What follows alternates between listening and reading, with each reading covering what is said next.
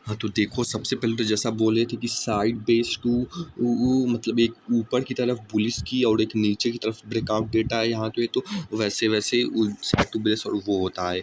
और ये वाली कैंडल क्या है कि मान लो 4000 से 3950 यानी 500 बहुत बड़ा सेलिंग आया है।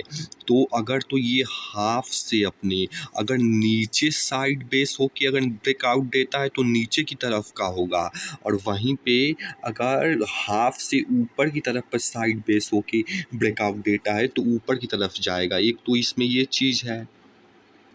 और अगली चीज़ है कि इसमें मतलब साइकोलॉजी देखो, इतना बड़ा किसी का अचानक से फ़ायदा, मान लो तुम्हारी अचानक से इतना बड़ा फ़ायदा होगा तो तुरंत उसको वो एग्जिस्ट करोगे, उतना बड़ा फ़ायदा हो गया तो तुरंत एग्जिस्ट करेंगे। ऐसे जिनका इतना बड़ा फ़ायदा होगा जो सेल करके बैठे होंगे तो तुरंत बेचेंगे तो ऊपर जाएगा थोड़ा सा प्राइस। तो देखो सेलिंग का जोन आया था, मतलब कि फिर थोड़ा बाइंग का आया था, ग्रीन कैंडल रेड कैंडल बना था, फिर थोड़ा ग्रीन कैंडल बनेगा, और फिर से उसके बाद जिन लोग सोचेंगे कि कम प्राइस पे आ जाए तो फिर से हम खरीदूँ, तो फिर से उसके बाद रेड बनेगा तो फिर नीचे जाएगा। जैसा कि हर जगह देख ही सकते हो कि रेड कैंडल बना तो अब इतना लोगों का जो बेचा था फ़ायदा हुआ तो तुरंत प्रॉफिट बुक किया, थोड़ा ग्रीन कैंडल बना, लेकिन फिर से उसके बाद जो लोग नहीं खरीद पाए थे तो फिर से खरीदेंगे तो फिर से नीचे जाएगा। सब जगह ही आगे देख सकते हो, इसमें हर जगह पे देख सकती हो इतना बड़ा कैंडल बना, फिर ग्रीन बना, और फिर से उसके बाद रेड बनेगा, फिर नीचे जाएगा जो नहीं खरीद पाया तो सब जगह। और देखो जैसा कि 3 तरह का, एक तो मतलब साइड बेस से ऊपर की तरफ जाएगा। देखो ऊपर की तरफ जाएगा तो कॉल ऑब्वियसली बढ़ता है और पुट ऑब्वियसली घटता है, और अगर एक रेंज में यानी साइड बेस रहेगी तो कॉल भी घटता है, पुट भी घटता है। देखो ऊपर जाएगा तो ऑब्वियसली कॉल बढ़ेगा, और वैसे ही साइड बेस से अगर नीचे की तरफ जाएगा तो कॉल ऑब्वियसली घटेगा, पुट ऑब्वियसली बढ़ेगा, और वैसे ही ऊपर की तरफ जाएगा तो कॉल बढ़ेगा और पुट घटेगा ऑब्वियसली। अब इसी को देखो यूज करेंगे।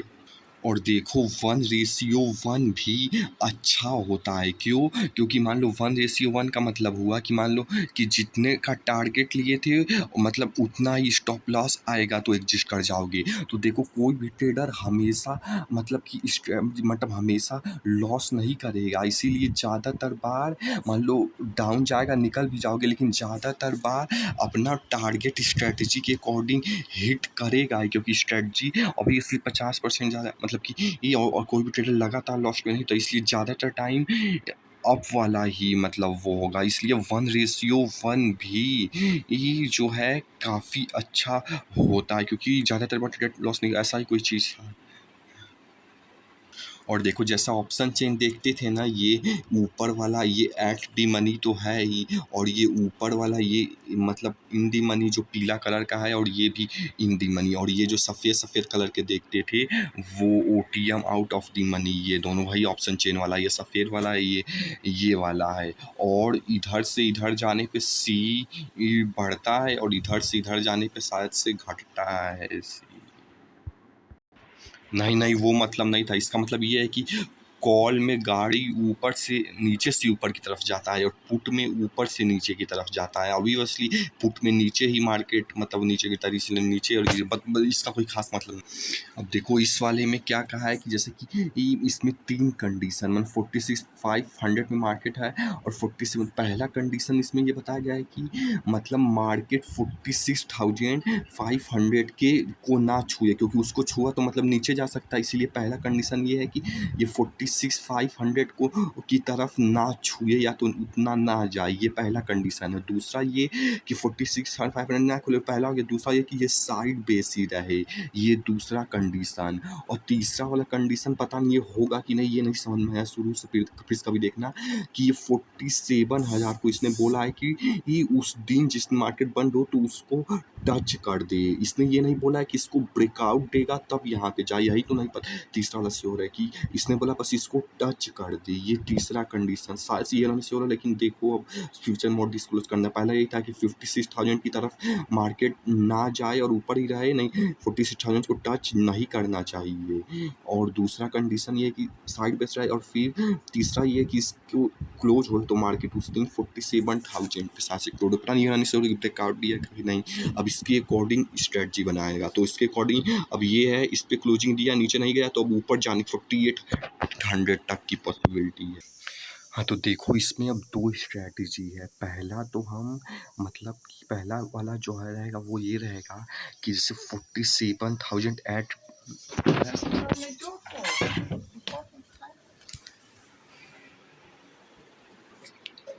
तो बोल के रहे इसमें 2 स्ट्रैटेजी है। पहला तो हम एट डी मनी वाला एटीएम वाला करेंगे, और दूसरा जो है तो पहला एटीएम में जैसे 47 एटीएम है, तो 47 एटीएम को अब ऊपर की तरफ जाएगा, तो ऊपर की तरफ जाएगा तो पी को हम सेल कर देंगे पुट को, क्योंकि ये ऊपर जाता है तो मतलब कि कॉल मतलब कि अरे यार,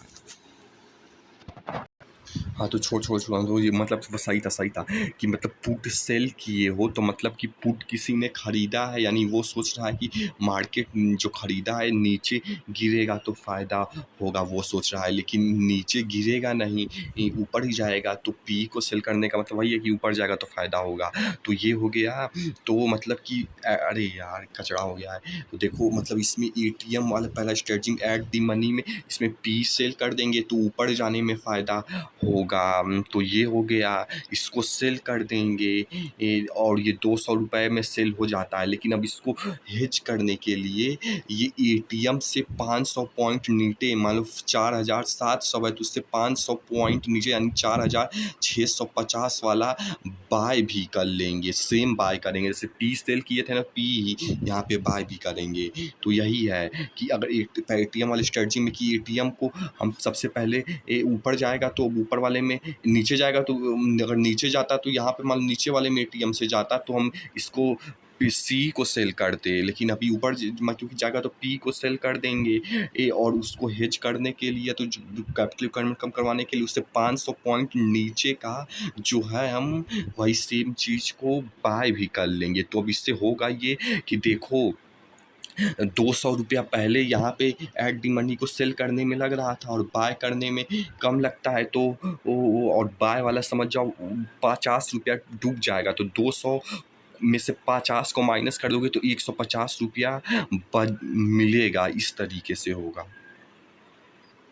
तो बस समझ गए कि एटीएम से अब ऊपर प्राइस जाएगा तो पी को सेल कर देंगे, और एट डी मनी वाला स्ट्रेटजी वाला है कि पी को सेल कर देंगे और फिर नीचे एक उसके 500 पॉइंट का बाय कर लेंगे हेज का, तो कैपिटल रिक्वायरमेंट कम करने के लिए जो भी बोलो, और ये वाला बाय वाला डूब जाएगा तो 150 रुपया उस माइनस करोगे तो मिल जाएगा। लेकिन यहाँ पे एक चीज़ पता नहीं क्या बोली गई थी कि मतलब वो बस नहीं समझ में आया कि मिलने को 200 ही मिलेगा जब मार्केट डाउन जाएगा, इसने पता नहीं क्यों बोला था, लेकिन यहाँ पे तो मार्केट अप जाने पर फ़ायदा, ये नहीं समझ में आया। और मार्केट अप जाने को 200 2000 10,000 भी जा सकती है, तो उसमें नुकसान होगा, ये पता नहीं क्या बोला था, ये नहीं समझ में आया, ये फ्यूचर में फिर से समझ लेना।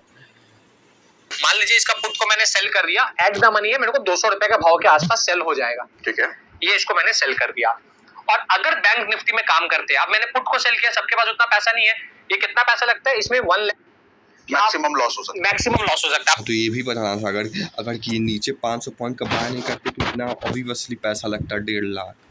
200 रुपए पे सेल किया, आप कमाओगे कितना वो फिक्स है, आप कमाओगे कितना, आप कमाओगे, गिरेगा तो आप कमा लोगे 200 पॉइंट। देखिए पता नहीं क्यों बोल रहा है गिरेगा तो कमाओगे, जबकि हमने तो ऊपर वाला पी सेल किया तो उसमें कमाना चाहिए, ठीक है, बट ऊपर भागेगा तो क्या पता वो 200 का चीज 2000 पहुंच जाए, देखो ऊपर भागने पे कह नुकसान हो रहा है, कुछ रिवर्स 1000 पहुंच जाए, वो लिमिट नहीं, ठीक है, तो उस पे अपन को लिमिट लगाना है, ठीक है, जब अपन लिमिट लगा देंगे उस पे तो वही लिमिट ये बाइंग वाले से 500 पॉइंट नीचे से, और ये जो किए हो मतलब कि ये सेल करते तो इतना कैपिटल लगता है, केवल ऊपर का सेल करते तो ये जो 500 पॉइंट नीचे का बाइंग की, देखो इसको 2-3 चीज़ बोलते हैं, एक तो इस हेजिंग कह सकते हो, और दूसरा कह सकते हो कि कैपिटल रिक्वायरमेंट कम लगे इसलिए कह सकते हो, तीसरा इसे इंश्योरेंस को कह सकते हो। एक ही चीज़ को इतने फालतू नामों से कंफ्यूज किया जाता है।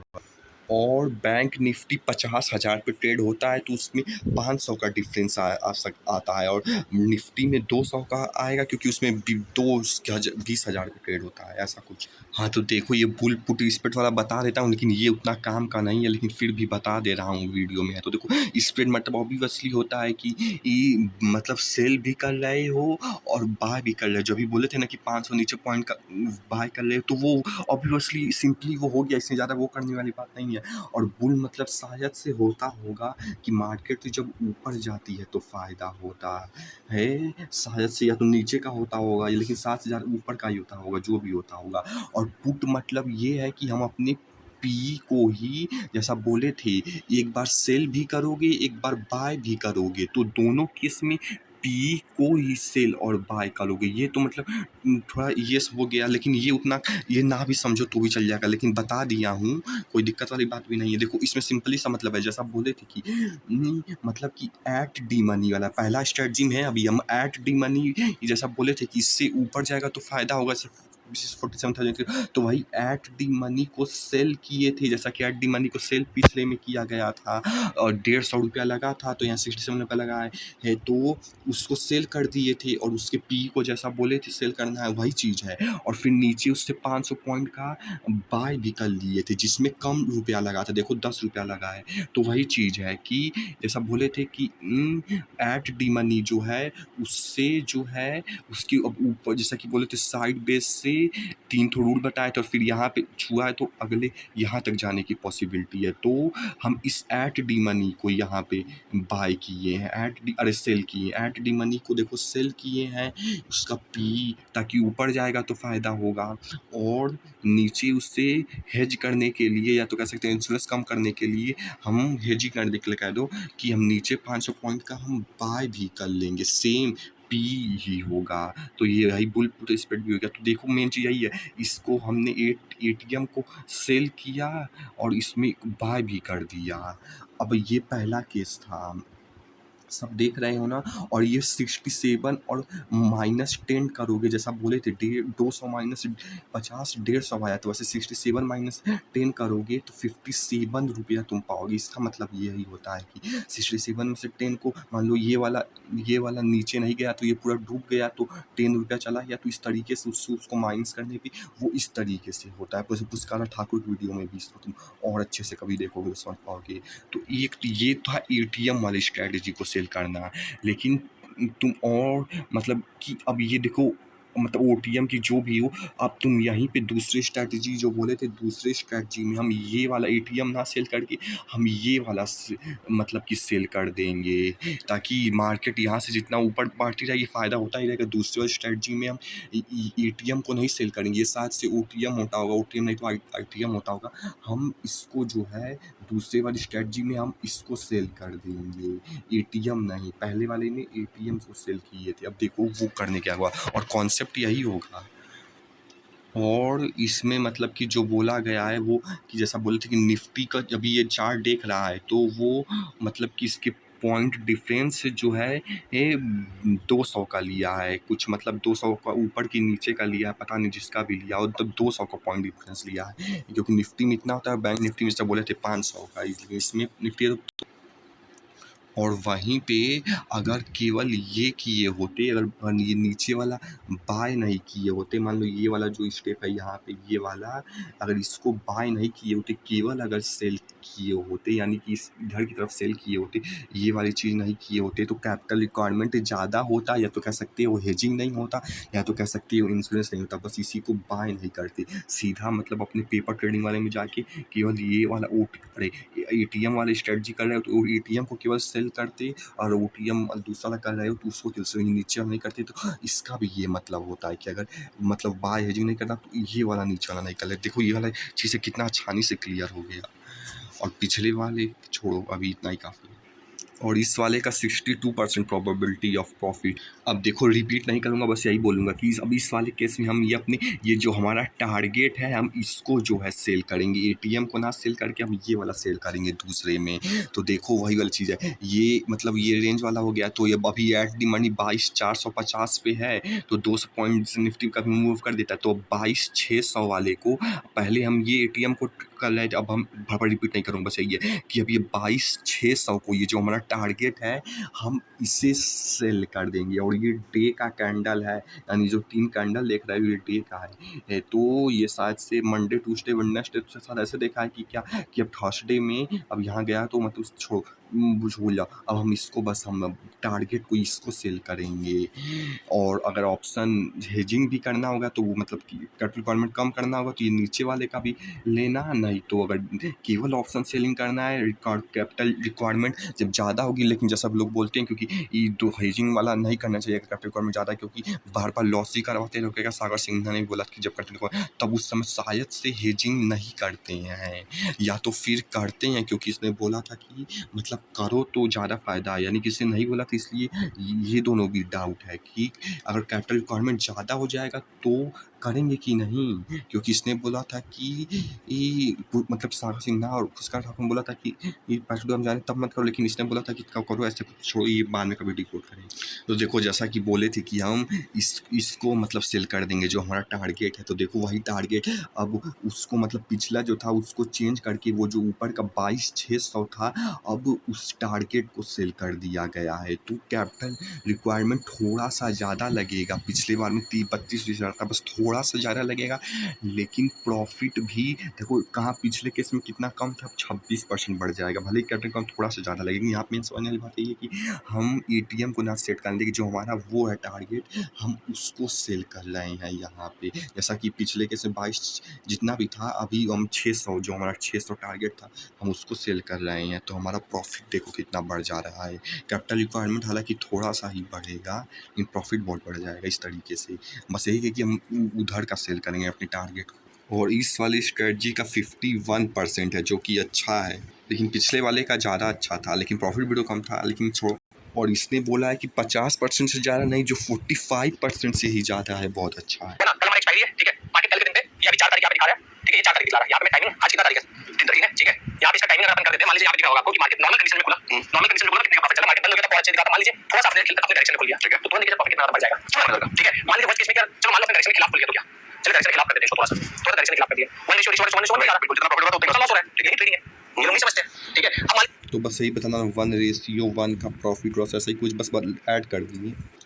अब अगली चीज़ देखो, जैसे कि यही बस दो थी, एक ATM को बेट करना, एक अपने टारगेट को बेट कर देना, यानी जो तुम्हारा सपोर्ट रेजिस्टेंस है, एक ATM और एक ऊपर वाला। और देखो ये तब था, मतलब अभी जो बोले थे कि मतलब कि एक तो ये टारगेट हो गया और ये ATM हो गया, जैसा मार्केट साइड बेस में फंसी थी, तो जब ऊपर की तरफ मतलब यहाँ पे क्लोज करेगा तो ब्रेकआउट देगा, तो ये वाला, तो हम उस केस में P को सेल कर रहे हैं। लेकिन अगर वो ना दे के, मान लो यही सेम चीज़ अगर मतलब कि नीचे की तरफ ब्रेकआउट मतलब कि या तो क्लोजिंग हो नीचे की तरफ अगर होगा, तो जैसा बोले थे कि मतलब कि दो मतलब कि ट्रेंड और होता है, तो वो देखो यहाँ पे यूज हो रहा है। अगर नीचे की तरफ यही होगा तो हम इस P की जगह हम C को सेल करेंगे, बस यही चीज़ है।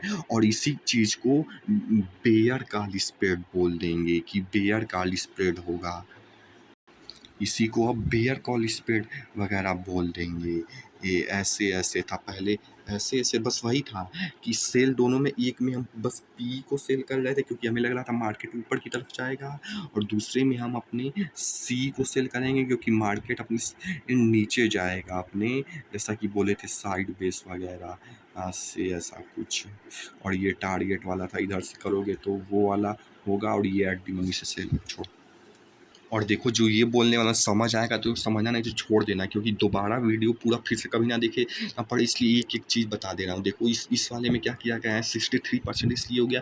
देखो यहाँ पे भी पिछली बार की तरह 25% होता है, यहाँ बस इसलिए कर दिए, इसलिए नहीं हुआ है कि क्योंकि बेयर कॉल स्प्रेड या तो दूसरी चीज़ अप्लाई की है, इसलिए नहीं हुआ है। इसलिए हुआ है क्योंकि यहाँ पे जो मतलब कि टारगेट को सेल किए, जैसा बोले थे कि मतलब दूर का कि पास का लो, जैसे ऑप्शन चेन में बोले थे वो सपोर्ट रेजिस्टेंस, तो ज़्यादा प्रॉफिट होता है। तो साथ से वही का यूज़ किया गया है कि यहाँ पे अगर 400 200 की बजाय या 100 की बजाय 400, पिछले केस में 100-200 रुपये पॉइंट, लेकिन अगर 400 पॉइंट मूव कर गया है तो 63% हो जाएगा। बस यहाँ ये कहना था, और से नहीं समझ में आए तो फिर से कभी ये वाला देख लेना। ये 22,000 आ गया, ठीक है, ठीक है, आपसे बहुत देखोगे तो चौंक जाओगे, 32 देखिए अमेजिंग यार। ठीक है, 55,000 की कैपिटल में 21,000 का प्रॉफिट अगर आपके डायरेक्शन में चली गया और लॉस 11,000। अब आप बोलोगे बहुत लोग कमेंट करने लगेगा, अरे यार 400 पॉइंट थोड़ी ना गिर जाएगा। चलो मान लो 400 पॉइंट नहीं गिरेगा, 200 पॉइंट तो गिरेगा सर। मान लो 200 पॉइंट गिर के वहीं पे रुक गया, वहीं पे दम तोड़ दिया मार्केट। मैं लिख के दे दूंगा ये 400 का प्रीमियम 400 नहीं जाएगा, घट के नहीं भी होगा तो 100 के अंदर आ जाएगा, 100 के अंदर आ जाएगा। मान लो आपका दिखा रहा है 429 कमा रहे हैं, 429 मत कमाओ, 200 पॉइंट तो कमा लो। और आप कमेंट में लोगों से पूछ रहे हो कौन है जो ऑप्शन लाइन में 1 लाख में 200 कमा लेगा, नहीं कमा पा रहे हो। क्यों नहीं कमा पा रहे सर? क्योंकि उसको लॉस का पता ही नहीं कि लॉस होगा कितना हो जाएगा। यहाँ तो आपको पता है कि आप ट्रेड करते हैं तो सो भी जाओ, 35% से ज्यादा पर हो गई जी। और अगर प्रॉफिट हो तो 63% हो रहा है, राइट। हो गई जी। और अगर प्रॉफिट हो तो 63% हो रहा है, राइट। कितना बड़ा बात है, ठीक है। ये तो यार करंट मंथ का है, ठीक है। मान लो अपन चलो चेंज कर लेते हैं सर, ये तो करंट मंथ का मान लो नहीं जा सकता है, चेंज कर लेते हैं। इसके लास्ट में इसके बाद वाला वीक कर लेते हैं, ठीक है। इसके बाद वाला वीक कर लिए तो बहुत ज्यादा चेंज आ गया क्या? वही है, वही लगभग एक लोग नहीं समझता है सर। मतलब कंक्लूजन हाँ, तो इसके बाद वाले मान लो इस हफ्ते नहीं जाएगा, इसके बाद वाले हफ्ते को शायद और ये फीचर्स और कुछ ये पता नहीं, अलग ठीक नहीं सुन में आया, लेकिन कोई बात नहीं, दोबारा डिकोड करें। ये 7 से बुल पुट स्प्रेड में केवल एटीएम किया जाता है, बेयर कोऑर्डिनेशन नहीं इसमें भी किया जाता है। लेकिन अगर ये वाली चीज़ गलत हुई तो दोबारा कभी वीडियो से सही ही होगी, लेकिन दोबारा कभी इतना वीडियो देख लेना, उससे सही ही होगा। लेकिन अगर गलत हुआ तो दोबारा भी देख सकते हो। हाँ, तो देखो ये अभी जो इतनी वीडियो में बताए हैं ये, और अब जो आगे बताने वाले हैं, देखो अभी तक तो जो बताए थे जैसा बोले थे कि मार्केट एक रेंज में रह के अगर ऊपर की तरफ ब्रेक डाउन देगी तो क्या होगा, और मार्केट एक रेंज में रह के नीचे की तरफ ब्रेक डाउन देगी तो क्या होगा, और अब साइड बेस रहेगी तो क्या करना है वो यहाँ पे बताया गया। और इसके लिए तुम्हें बटरफ्लाई, आयरन कॉन्डोर, स्ट्रैंगल वो सब सीखना पड़ेगा, जो कि 2-3 देखो इस वाले में जिसमें ये तो मतलब जब ब्रेकआउट ऊपर या नीचे देगी तब वो दोनों जैसा कि बोल रहे थे कि पी अगर ऊपर की तरफ देगी तो नीचे की तरफ देगी तो सी ई करना है, तो इस तरीके से पहले अगर ये वाला होगा। लेकिन अगर साइड बेस रहेगी तो यहाँ पे जैसा ऑप्शन सीलिंग में कहे थे सीखे थे कि एक तरफ से सी लेंगे और एक तरफ से पी लेंगे, और हेज भी करना होगा तो सी और पी ले लेंगे। और ये सब सपोर्ट से पता चलता है ऑप्शन चेन से, जैसा मैक्स पेन बोला है कि मतलब वो ही 3 ठो ऊपर की तरफ और 3 ठो नीचे की तरफ वाला साथ से ये होता होगा। और पुरस्कार ये पहला चीज़ ऑप्शन टेस्ट था। दूसरा चीज़ इंडिया विक से कैलकुलेशन निकालना था, पुरस्कार ठाकुर ने बोला। और इसने भी कुछ बोला था कि आईवी, तीसरा चीज़ आईवी देख के कुछ निकालते हैं, ये सर्च मारोगे तो खुद ही आ जाएगा आईवी वाला। और इस सब चीज़ से ये रेंज फाइंड आउट करने, कहने का मतलब बस यही है कि अभी तक जो देखे थे वो एक तरफ ब्रेकआउट डाउन था साइड बेस वाले में, जहाँ सी और पी पहले तुमको डाउट था कि यहाँ पे पी जो कर रहे हैं, तो वो इसी जगह ब्रेकआउट वाला था। सी पी तब करें जब साइड बेस रहेगा, साइड बेस वाली स्ट्रेटजी फ्यूचर में फिर कभी बताऊँगा, या तो इतना वीडियो केवल देख लेना तो समझ आ जाएगा, पूरा वीडियो देखने की जरूरत नहीं होगी।